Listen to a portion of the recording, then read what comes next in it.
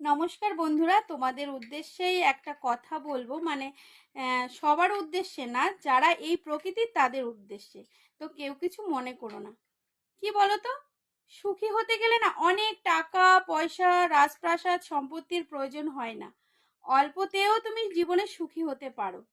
তো যারা আমার সুখ দেখে, আমার বরের ভালোবাসা দেখে অনেক জ্বলে যাচ্ছ, অনেক মরে যাচ্ছ, অনেক হিংসা করছো, তাতে কিন্তু তোমরা তোমাদের নিজেদেরই ক্ষতি করছো।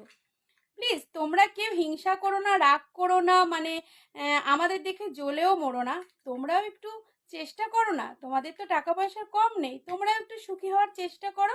দেখবে সুখী জীবনের থেকে আর কিছু বড় জীবনে হয় না। তো টাকা পয়সা কিন্তু দুদিনকার। টাকা পয়সা মানুষকে সুখ দিতে তো পারেই না, উল্টে আরো অসুখী করে।